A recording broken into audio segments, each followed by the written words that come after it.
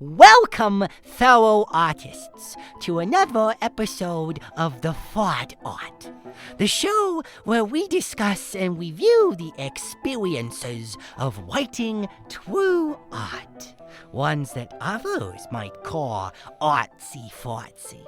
That's why the show is called The Thought Art. It's brilliant!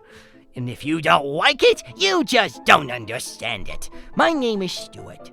And joining me on this endeavor into true art is my fellow artist and connoisseur of the finest masterpieces, famed story chef Gaston Crayon de Papier.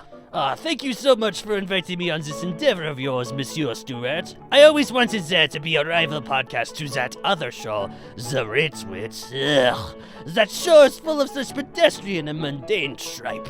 Who cares about those Super Sentai shows or Marvel refuse when we could be discussing the true masterpieces of literature and art? Indeed, Mr. Papier. You know that those Marvel movies are terrible because they gross so much money at the box office. Nothing that those ridiculous sheeple can possibly be good. You know your work is true art when only a few people like it. The correct people, those who know objective quality when they see it, such as myself, Stuart. I may be 14 years old, but I'm more grown up than anyone! I must say, I have always admired your confidence and uproarious audacity, Monsieur Stuart. There is no truer sign of a writing virtuoso than someone of your brazen mandiloquence. Huh.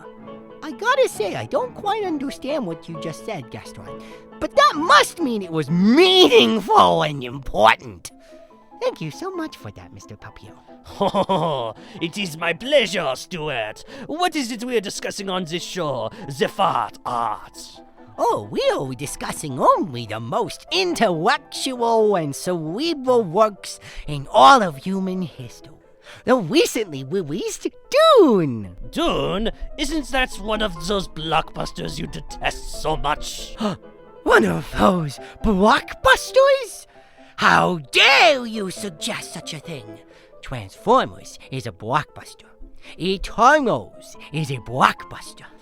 Dune is art. You have to have an incredibly high IQ to understand Dune, and most common folk are mere simpletons. I think you should expand your palette of art, Monsieur Stuart. My home country has all these wonderful films like Le Mec avec Pou de la Cour, an experimental piece that translates in English to The Guy with a Chicken Up His Butt. Now that film is art! No! That is not art! You stupid Frenchies know nothing about art! True art is like Joker, or Batman vs. Superman, or The Crow. I love The Crow, and I love Dune, too.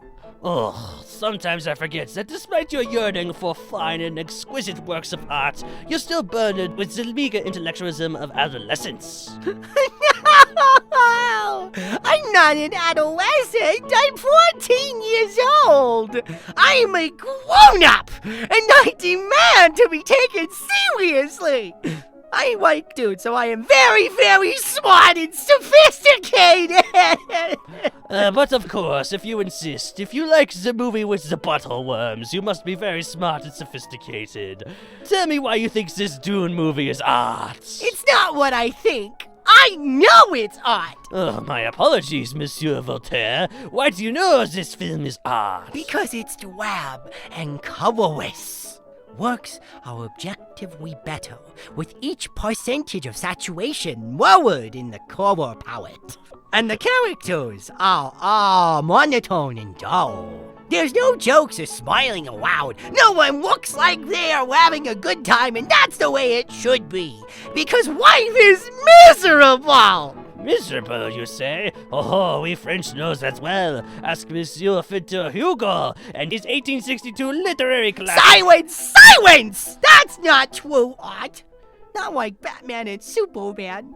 Do you expect me to read to experience art? Oh, not at all, monsieur. Are you mocking me? How dare you? You will show me the respect I deserve. Believe you me, Monsieur Stewart, I very much am showing you the respect you deserve. Good. That is good to hear. Now, we have some listener feedback for the Fart Art Ready to Read. Why don't you take the reins on this one, Mr. Papier? But of course, the first letter is from a lovely mademoiselle named Angelique de Papier, who writes, Excusez-moi, Monsieur Stewart, but your definition of art is extremely narrow. I myself prefer the arts of a Spanish monsieur named Pablo Diego Jose Francisco de Paula Noble Shut up! Picasso. I know art! Take me seriously! That was a letter from my lovely granddaughter. Je vous aime, Mademoiselle Angelique. I hate this! I hate this show! I hate living in this miserable world! So what does the next letter say? Oh, this letter is from a very handsome and proper lad named Emile de Papier, who writes, Bonjour, Monsieur Stewart. If you have not seen it yet, may I suggest the following installment in the experimental film series, Le mec avec un troupeau d'éléphants frites de la cour, or translated into English, The Guy with a Herd of African Elephants Up His Butts. It is a modern classic and the true pioneer in the art house cinema. Ah, not that guy with the stuff up his butt again. Why does this guy have so many various types of animals up his butt? Why are you doing this? Why are you ruining the show? Who is this person? Oh, it is my wonderful nephew. We have quite the full house in Chateau de Papier. This show will never use soap for the Writ Wit. People only like stupid stuff rather than true art, like Dude or The Crow. But in this movie, he's got so many elephants up his butt, he's got trunks coming out of his mouth. It is art, I tell you, art. Oh, may I say, I've been having the most uproarious time on this show, Monsieur Stewart. You can invite me back anytime. This has been another episode of The Flawed Art. See you next time. If the world doesn't get even stupider! Oh, never underestimate the world in that regard, Stewart. It will always get stupider. Welcome, fellow nerds, to another episode of the Writ Wit, the show that sacrifices integrity, narrative cohesion, and professionalism for, well, literally nothing. And it's worth it, I say. You say it's worth it. It's so worth it. You know what I really liked about this intro of the Welcome Fellow Nerds? One has that classic Oxford comma. Oxford commas, man, they're a thing. And they should be a thing, and they will be a thing. We definitely do not sacrifice the Oxford comma. That is for sure. I Listeners will never see our notes, but we have it in there, we promise. Yes, we do. Well, you had a little pause there. So I saw this. I forgot exactly what it was, the reason why you should have Oxford commas versus not having them. But I don't remember the example. It's kind of like using the difference between than and then. I had my father loved puns, and he had this book that had the picture of a panda bear on the front. Oh, yeah. I know what with it is. a bamboo shoot. Yep. And the name of the book was Eats, Shoots, and Leaves. Yep, I've heard that If you one. didn't have the Oxford comma after shoots, comma, and leaves. It's eats, shoots, and leaves. Yeah, it doesn't work. But like, well, depending on how you punctuate that entire sentence takes on its own meaning. If you do eats, comma, shoots, comma, and leaves, oh boy, that sounds really bad. But the panda's just going to eat shoots, right? So there should be no commas between eats and Eats shoots. and shoots. Yes, In that eats, case, shoots, yes. and leaves. But then there should there shouldn't be any comma at all because it also eats leaves. See, changes the entire scope of the sentence. It certainly does. Well, it's like a comma. It's like, let's eat, Grandma, or let's eat, Grandma. The thing I was going to say up between then and then, here's a key difference why you should know the difference. I'd rather have dinner than have sex. I'd rather have dinner than have sex. I'd rather get naked than have sex. I like doing it with clothes on, man. Who needs a condom then? Anyways, hey, listeners, hello. Welcome back. With that inanity out of the way. I was watching. For those of you who are still listening, thank you. I was watching some Boy Meets World the other day as a throwback.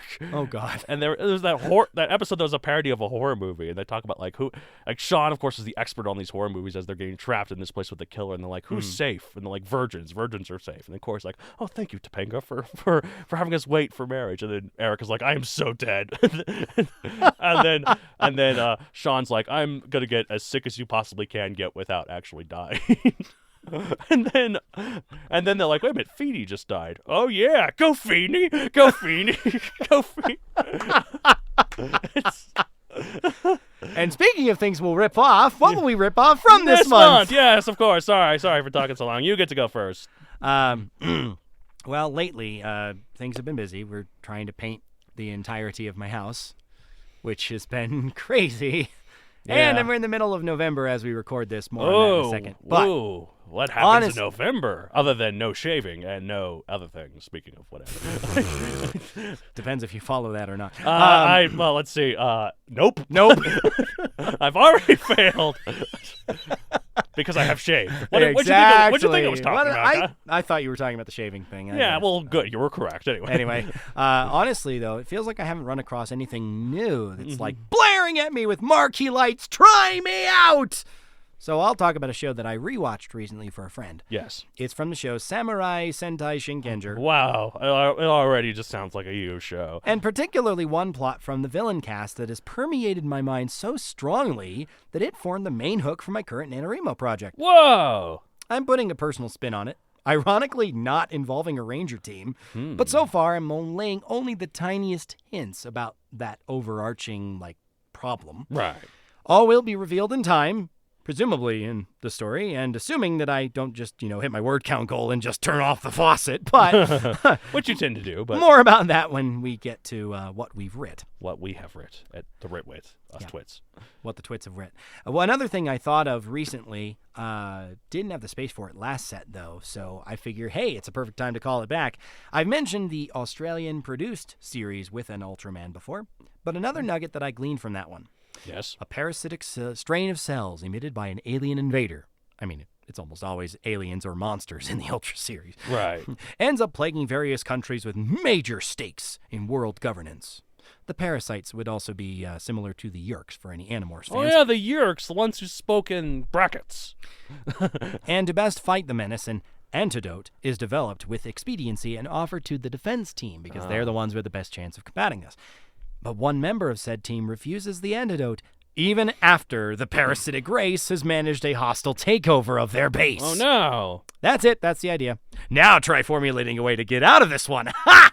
Man, someone resisting the antidote, even though something is running all over. Like, can you imagine such a terrible thing happening in this world, man? I mean, it's not When like you people have, walk around with signs saying, I haven't, but... Yeah, no, just imagine, living in a world where there's this hostile thing just over, and they have the antidote all ready to go, but some people just refuse to take it. Like, that sucks, man. Good thing we don't live in that world, huh? It's a great thing we don't live in that world inside our studio. Anyway. But out there, yeah. Out there.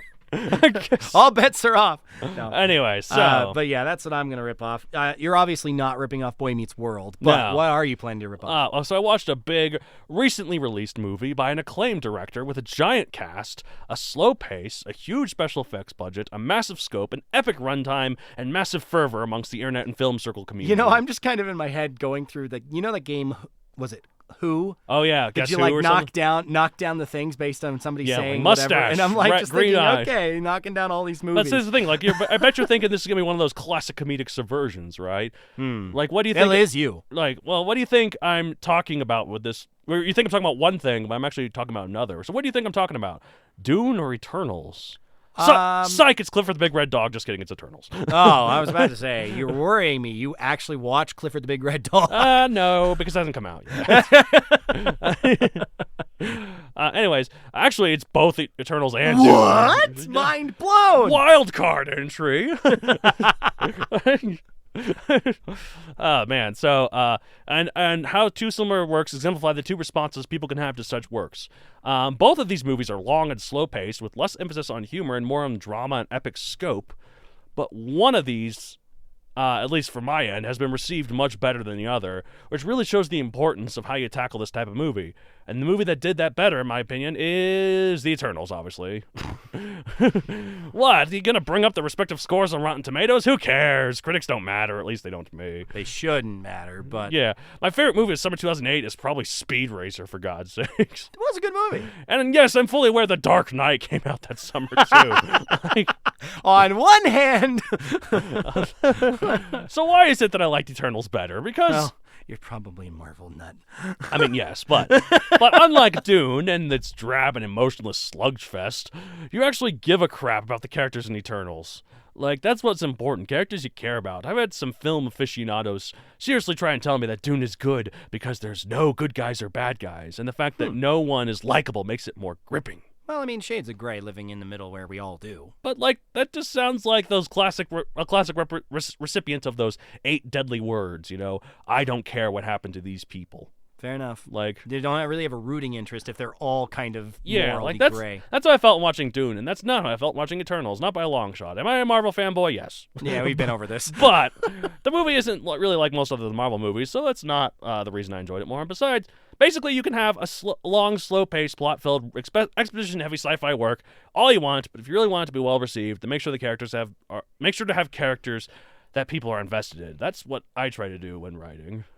You know, have a good hero, you would say. And speaking of which... It's probably the smoothest one we've had yet. Yes! Actually. Yes! So we ruined it by talking about how great the segue is. Anyways, but in this... It's us. We couldn't resist. In this set, the first of a set of sets... That like a super set, an ultra set, if you will. Ultra set, yes. That will space them out intermittently. We're talking about 4 of the 12 literary character archetypes as presented by this list at masterclass.com. We'll have a link in the description. Yeah, just go ahead and click on it if you're interested. They have more information there about like each one's strengths and weaknesses as well. So definitely good information. And some good examples too. Like we have a few examples here, but mostly we're just talking about like how the character works.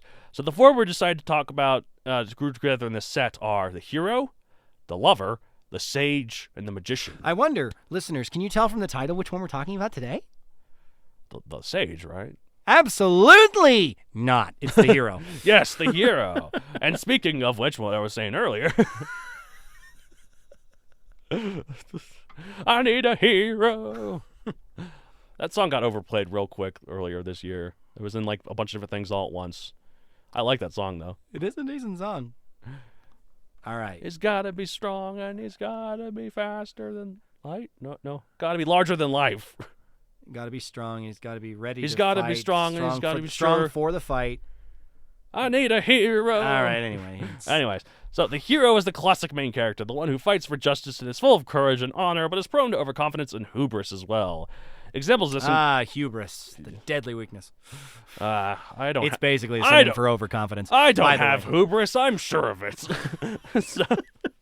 Anyways, example of this includes classics such as Luke Skywalker, Harry Potter, Superman, Captain America, and so on. And they all fight for truth, justice, and the American way. Oh, well, yeah, it's true. Superman does it. Captain America does, though. Oh, wait.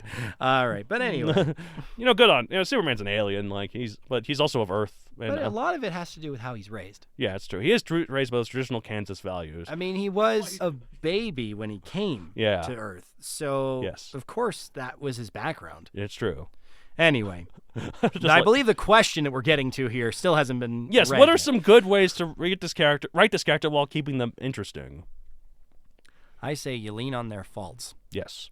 And construct a scenario where that particular characteristic is tested. Right. An enemy takes it easy on them, so they become overconfident. Oh, yeah, I can take their strongest attack, and they aren't even using their strongest attack. But then they're humbled and very nearly broken by the full power one later on. Yes, of course. Maybe they're so in love with being heroic or the truth and justice stuff that they can't make friends without exhausting or annoying them. Essentially, we have to show them uncomfortable somehow, so they have room to grow from what otherwise would resemble Greek or Italian sculpture. Ah, yes. Like good old David and... Yeah, Not me, the statue. Yeah, no, the statue of David. Like, I'm assuming your thing is much bigger than that. Let's just say the rest of my body does not resemble any kind of sculpture. So, moving on. But that part does. Oh, I'm sorry, man. For those of you still listening, we really appreciate your listening. It's not even that late. It's 11 in the morning. Well, it's 12. It's noon now. Yeah, so but it's basic. We're treating it as like it's Writ Wit after dark. I Good know. God. I know. All right. How about you though? Anyways, basically, don't make him a goody-two-shoes. Give him some edge, but not enough to make him a full-on anti-hero, of course. Like, what are some things that really bother them? Like, what are some things that drive them crazy? Why do they believe in the goodness in people? People not picking up after themselves. And I thumped the table. Yes, it's how much you don't like that. In fact, one time I came back to my apartment, and there I found you cleaning my apartment. And I'm like, what the hell are you doing? The shoe is on the other foot. Because that happened to me, too, with a different person. That was later, though. It was. And how did it feel, huh? No, it was. That happened to me when I was abroad, and then I came back and did that to your apartment, because you just moved to that after I got back. Oh, well. Yeah, so it happened to me before. No, it was before. It was in like 2012 when I was in that apartment. Are you talking about the one you were up in Greeley? Yes. Oh, okay. You didn't clean my apartment here, did you? Not telling. Get the hell out. The show's canceled. You're fired, David. Fired for straightening your mess. No Patreon money for you anymore. Hey, listeners, subscribe to our Patreon. It's all for me. Yeah, I'm not getting a dime of it. Anyway, so. Cha-ching. For me. For you, just like, nah. Yeah, anyways. Why do they believe in the goodness of people despite their beliefs surely being questioned by how much people suck? Huh? Like, yeah? Nah. Like apparently me. Yeah, you're fine. Okay. You're one of the good ones. I appreciate the compliment. All right. If you really dig deep, you can find some interesting stuff in there, and they can be your most beloved characters. Well, I mean, the thing about heroes is that generally we want to root for them. We don't like them failing because they're so fun to root for. Yes. Because of that innate goodness. But whether it's challenged or not. But they have to fail at some point, because otherwise it's boring, but... Well, maybe they haven't made it to the point where they became a true hero. Mm-hmm. I mean, you look at the hero's journey arc. Mm-hmm. We're talking about a hero archetype, but frankly, if you're using that as a model, they're starting from being a basically nobody and becoming a hero. Well, they basically start as being a sickly little person who keeps getting denied to be in the army because he's too little, allergic to too much stuff, but then he becomes America Man. But then he gets a shot, and yes, all of a sudden women are falling for him. Get your shot, guys. It can turn you into America Man. Anyways. Oh, Lord. But just people love Captain America, and I think what really made people love him first was that line where he was like when he was asked, do you want to kill Nazis? He's like, I don't want to kill anyone. I don't like bullies. I don't care where they're from. Such a great line. And very, very important to his character. Exactly. So, because like this person who's asking him this is a scientist on his side, but he is German.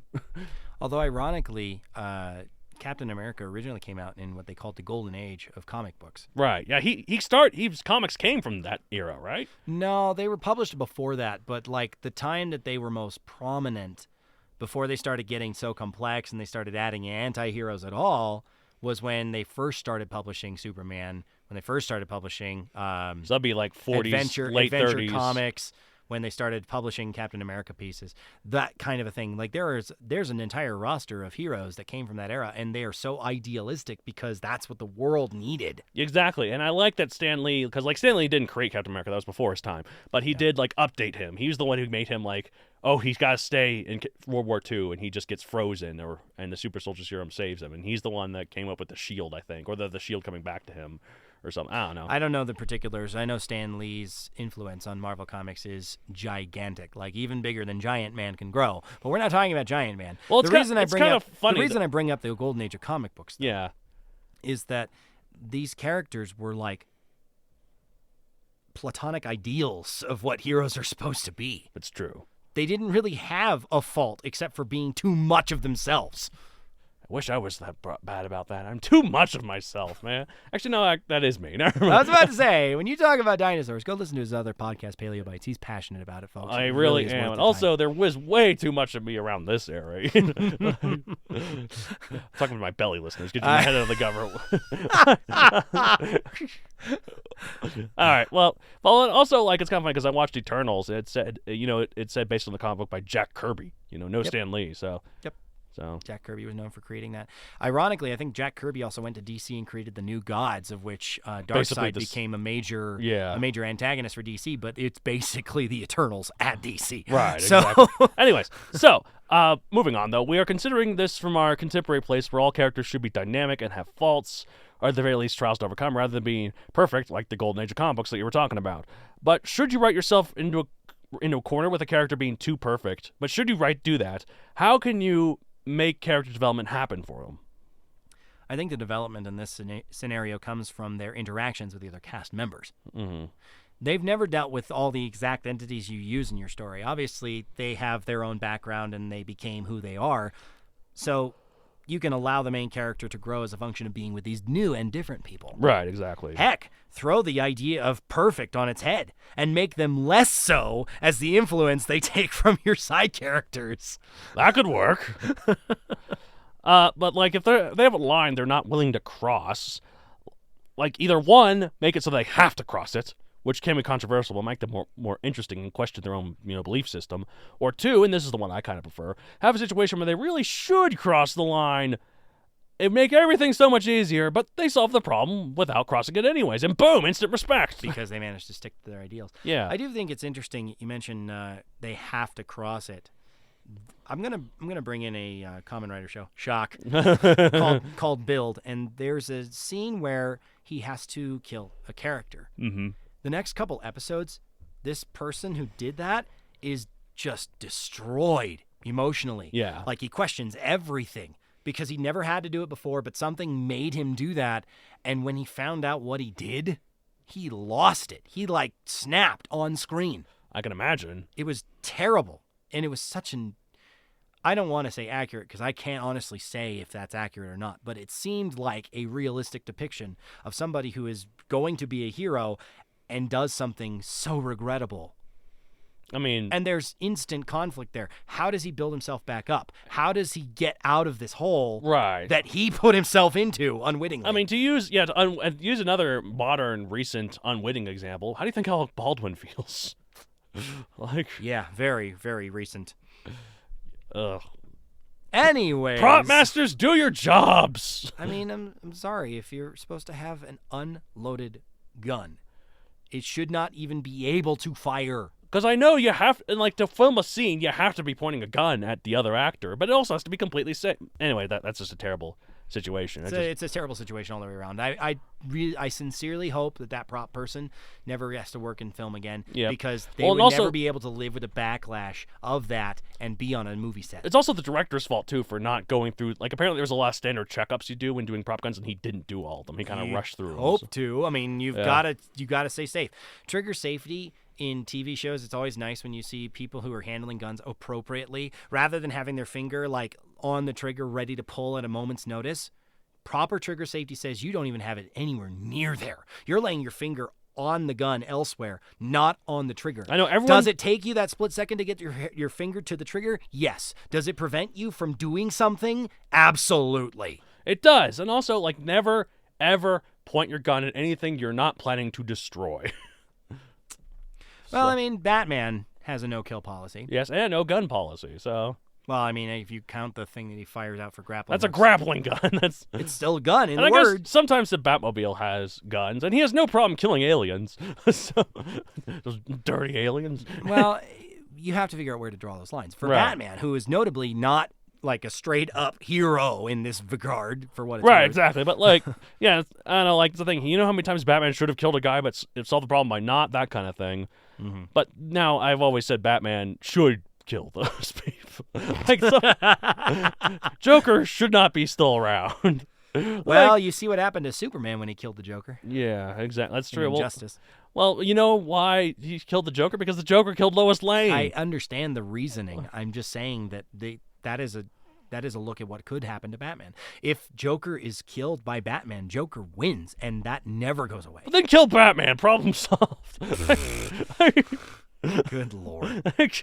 Now, like, I think most of Gotham supervillains really should die, except for maybe the Condiment King. Nah, kill him too. How about Calendar Man?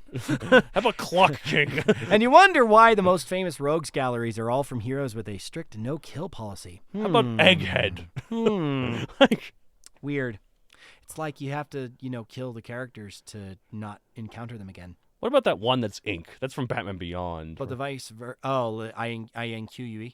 I think it was Batman Beyond, but I think it was inspired by a villain that Batman actually faced. Yeah. Most of the villains in that show were. Yeah, because like the Joker gang with like all the cards. The Royal Flush Gang, I believe. Yeah. But anyway, I mean, when you have heroes that decide not to kill, they have multiple encounters with the same people. Exactly. Batman, The Flash, Spider-Man, those are the three most famous rogue galleries. All three of them have that in common. They do not kill unless they absolutely had to. Punisher has no rogues gallery. Gee, I wonder why. It's like he goes and kills them all himself. But we're not talking about Punisher because he's expressly an anti-hero, he's even a hero. He's a pure hero in my book. Oh, right? sure. I'm one of those sure. people that puts like the I'm one of those Punisher people who skull. reserves the right to arm bears. Yeah. I put Punisher skull in the back of my pickup truck along with some truck nuts. like These nuts. Because I'm a man. Compensating man. for something. I'm a All man, right. man. Yeah, the suspension of my tires of my pickup truck is so huge. I can't even get up there, and I'm 6'2". Like, that's how people know I'm a man, though. Did you know that if you stick your hand out the window, the vehicle will turn? What? I didn't know that. I gotta try that. Most of the time, the character archetype is the protagonist, but can you have this be an antagonist as well? We'll ask this for all the other characters as well. Oh, every single question. Can this be bad? Yeah. No, but Can I have some water? The other How is that archetypes. bad? The other archetypes. Anyway, I believe that only if your true protagonist is not on the good side, like this is essentially in how you frame the story. Focal characters are wonderful because that choice from an author tells us who we understand the best in a third-person limited point of view. And you can turn this exact dichotomy on its head. Yes. You could have the antagonist character be your focal point, so the hero is technically on the opposite side of the conflict. That's true. Otherwise, though, it's likely your hero is too far towards anti-hero to be the big blue Boy Scout, or simply isn't this archetype if they're in the antagonist role. Or also, if you could have a character whose morals and beliefs, while admirable, also directly clash with the situation and might be too naive, then they could make an interesting, antagonist. Like, you can also play up their holier-than-thou tendencies. And have a good versus good sort of story. We just have two different beliefs that clash in huge ways. Civil War, Yep. Civil War II, Captain America Civil War, the movie. They have not done a Civil War II movie yet. I'm not looking forward to it, but they have the main players. They don't have Iron Man anymore. They'd have to replace Iron Man, but it's not hard because it was so stratified that they had their own teams. You could easily pick somebody they do have in the MCU. That's true. To be the focal point. War Machine. And since Iron Man was already involved with War Machine the and first Captain Civil Marvel War. are both Air Force. Yes, but Anyways, but yeah. Also, you could just have your protagonist be a bad guy, but that's the easy answer. I'm not saying it's not the simple one, but nonetheless, I mean that's basically the way you turn this on its head. You're not focusing on the hero; they're on the other side of the conflict because you're focused on otherwise a native villain character. Right. But I mean, heroes in general, we have talked about anti-heroes quite a lot in reference to this, unfortunately. Yes. We'll get to that. But I imagine there's eventually. kind of like a scale. Oh yeah. It's almost like a grid, like alignment, if you will. Well, I will mention alignment in the answer to this upcoming question that I'm trying to segue into, but And for more on alignment, listeners. we did a set on that. Go check it out. I don't remember what episode It was the very first time we did sets was our alignment one. No way. I think it was 30 through 33. Ding. No, I'm confident in this. Ding. I mean, last time I said that I was wrong. I'm not gonna look it up right now because I'm not either. We will all be professional this one time. This one time, only this once. Anyway, sorry. How far do you lean towards badass image before not really qualifying as this archetype, instead migrating towards anti-hero? I mean, that's all the rage these days. It's true. I suppose this harkens to alignment more than anything they're capable of. Mm-hmm. Like, it's more important how they align themselves than it is the abilities they possess and what that means. Great heroes can do incredible feats. Yes. One example that almost made Donald swing for a different team involves Captain America's biceps bulging in a helicopter restraint move. Oh, man. I swoon just you saying that there. But they still maintain a full-fledged hero label. Obviously, Captain America, we're not talking about him being anything besides hero. Well, and also, that time, I mean, this doesn't show off his biceps as much, but that one time he briefly held Thanos back. Yes, it was brief, but he held that glove open and just held, and like, of course, Thanos just immediately punched him, but the fact that he held back, you can see Thanos' eyes, like, widen, like, holy crap. But when the hero's questioning what they know, or make a choice that sends them toward a really tough call where people won't see them as the hero, Yeah, this is the inflection point. that's true. Since my stance here is more alignment-based, I'd go so far as to say, 4 sections in that tic-tac-toe grid could all justify under here before migrating to some other archetype. That's true. Lawful good, lawful neutral, neutral good, and true neutral if you frame it just right, maybe. That one's the most tenuous. Anything with evil explicitly included seems false unless you're being ironic, and even then, they probably shouldn't be called hero. That's true. Chaotic is probably too far gone for hero, even though chaotic good does exist. It's true. Well, I guess it depends. Like, Robin Hood is kind of like a I wouldn't call him a hero. I'd say that He he's... takes from the rich to give to the poor. Right. It's a noble thing, honestly, which is ironic because he's not noble to do that, to sacrifice that for other people. But the way he gets about it is more akin to sneaking around and killing people who should be killed a la Deadpool rather than Captain America standing up and being propaganda. I guess that's true. I don't know. It depends on if you're for or against the government thing. The point I'm making here, chaotic good does exist, but I don't know if just subscribing to the chaos theory in your alignment means you qualify as a full-fledged I mostly hero. agree, but I think Robin Hood is the only exception, I think, just because he is... If I had to make an exception, I think Robin Hood would be it too. Yeah, so I think you're on the right track with that. Yes, of course. But enough about me talking about alignment. What are your thoughts on how far they can go before not being a hero anymore? How many people's flattened carcasses are they leaving behind as collateral damage in their big showdown against the bad guy? If it's more than a few, then you might be leaning a bit too far away from the goody-two-shoes that they would have been with... Circumstances demand it, though. I guarantee you that most people wouldn't have had nearly the amount of problems they would have with Man of Steel if Metropolis hadn't gotten utterly obliterated in that final battle. It's a visual spectacle because Superman is finally, wrangling with someone who's his actual power level. Right, and I get why they did that. And collateral damage is unavoidable when you have those two titans fighting in a massive city. Maybe they should have just evacuated the city then real quick. I don't know. Then blow up as many buildings as you want. Well, I mean, the other end of this spectrum is I'm going to protect the one for the sacrifice of the many. Right. They're not really heroes at that point. They're just desperately in love, even if they do heroic things. Right, exactly. Anyways, but also, how much do they care about collateral damage in the first place? Maybe they feel like they're going too far, Call in damage control. If they're nonchalant about the destruction in their wake, they're probably not this character. I'm thinking of the meme picture that has a house on fire and the person standing outside saying, "This is fine." Yeah, no, I like that meme. I've seen that quite a lot, especially lately, politically wise. But I mean, as far as heroes go, they can be capable of incredible things without not qualifying as this archetype. Right. I think it's less about what they can do at their most extreme limits of power as how they interact with everybody, which is why I went to the alignment thing in the first place. That's true. It's more about what they can't do, isn't it? Or what they don't what they do. refuse to do. Yeah, that's more what makes it like a hero. And it's not just what they do, it's what they don't do. So, but otherwise, I think that's it for this week. Yeah, I'd say so. A huge thank you to all our patrons so far. You can sign up at patreon.com/MatthewDonalds in the description. Yeah, I was going to say, check the description. That support does wonders for us, even if he's going to be cutting me off after today. Yeah, you've earned your stripes back. I guess he thinks I'm a hero, folks. I'll take it. Anyway. I don't know you're a sidekick. If you'd like to get in touch with us, give Yeah. us ideas about what we can talk about and more about heroes. Why didn't you mention this character?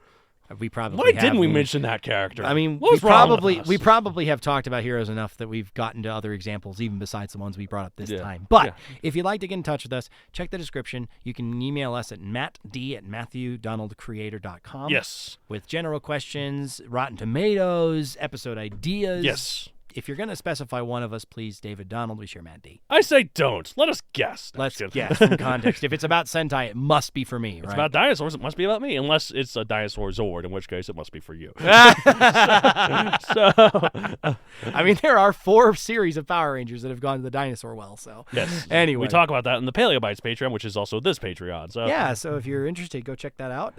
You can sign up to get exclusive content. We need to do better about making exclusives for this show. Hey, we were going to record last week, and then I got sick. And then life happened. Anyway, so you can soon, hopefully, take a look for my Nerds R Us podcast. More on that when it actually does come out. I'm trying to get it You've this been year. threatening us with it for a while. Trying to get it this year, I swear. But if Anyways. you want to follow Donald personally, Yes, there you are can ways to do that. follow me at Matthew Don Creator on Facebook, at Matthew Don 64 on Twitter, and Matthew Don 64 on Instagram. Why 64? Because that's how many countries in which my Megazoic books have been banned. In the Vatican, too. Yeah. Apparently, people don't appreciate dinosaurs with laser guns in most countries. They think it's an affront against the Lord or something. All right, fair enough. No wonder the Vatican had it in its last book burning. It's a good company, I must say, of all the books that have been burned. Yeah, but yours is for distinctly the most vapid reason I can think of. Burn it, though. Burn! Anyway. Burn it to the ground. All right. Anyway, that's- thanks for listening to us two twits talk about writing today. I'm Matt Donald. I'm Matt David. Keep on writing the good writes. Ridding the good writs. And we'll see you next week with more about character archetypes. Yes, bye. Until then, take care. Bye. Get a vaccine. The Writ Wit